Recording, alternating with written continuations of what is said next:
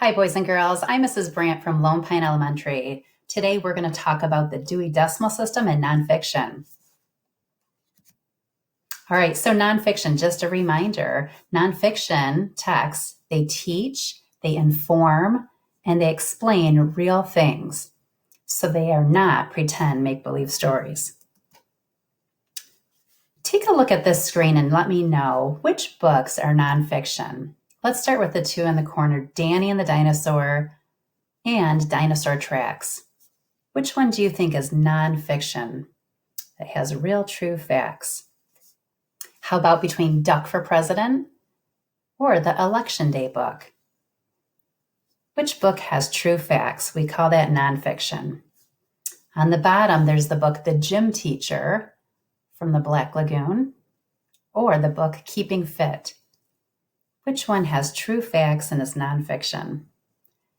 And lastly, Where the Wild Things Are compared to Where Land Meets Sea. Which one do you think is nonfiction? All right, so we're going to be talking about Melville Dewey, and that's a man who made up the whole system to organize library books.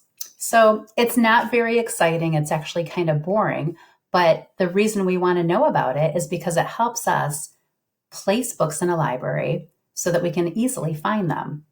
So Melville Lewis Colesauth Dewey was born in December 1851, a long time ago. He was super interested in simplifying spelling. So, for instance, his name, it was spelled Melville, Melville, and he shortened it to Melville. He also dropped his middle names, and then he decided to spell his last name Dui instead of Dewey. He was an American librarian, and he created the most widely used library classification system in the entire world. So at that time, over 100 years ago, there was probably at least 5 different really big library systems. And it seems that by popular demand, people seem to use this one the most. So now, every day when you're looking for a book in your library, at school, or in the public library, you would use the exact same system. It's called the Dewey Decimal System. And that is the sticker that's placed on the spine of the book. So it shows the book, it shows you where the book kind of lives in the library. It's the book's home address. These are the categories or how the whole area is organized.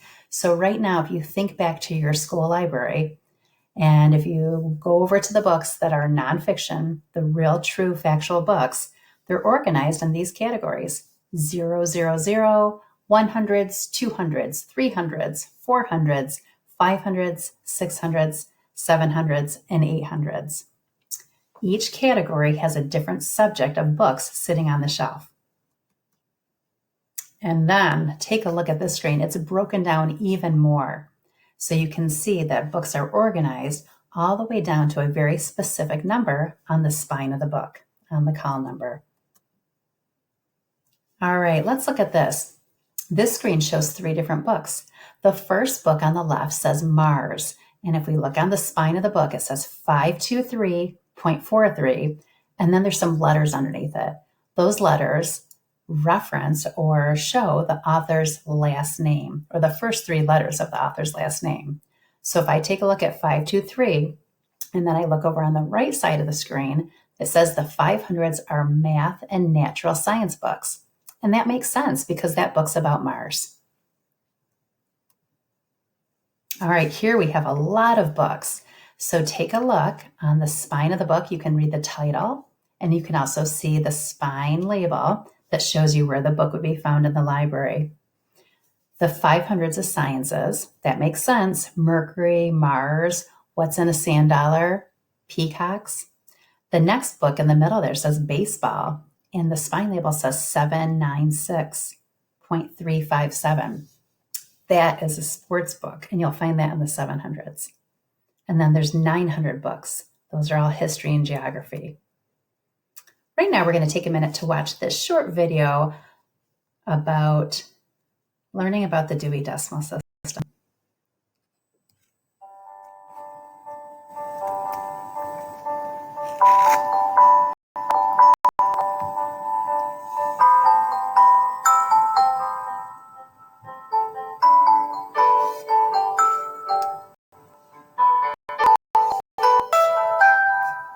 This is Bob the alien, and he wants to find books. Allison is here on Earth in the library to show him how. She'll show Bob how to use the library.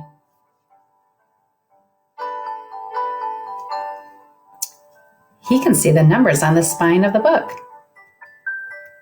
They're part of the Dewey Decimal Classification System. It's a code to help us find books.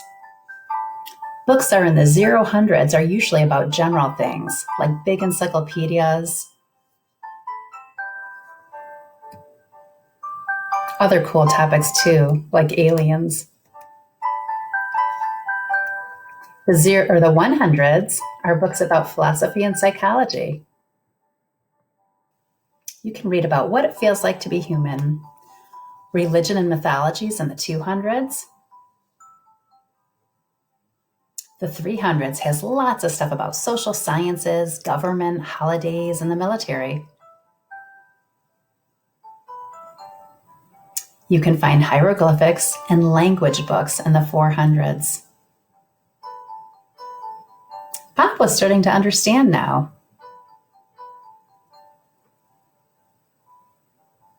The 500s has math and natural science books, and animal books are there too.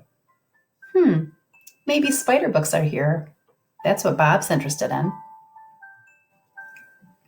Applied science books like technology, health, and cars, those go in the 600s. And the 700s means art and recreation is all about sports. Stories, poems, and jokes are in the 800s. And lastly, the 900s for geography and history. You can see all the different categories and find what you want and what you're interested in the library. Bob's saying, how do I find the spider books again? Do you remember?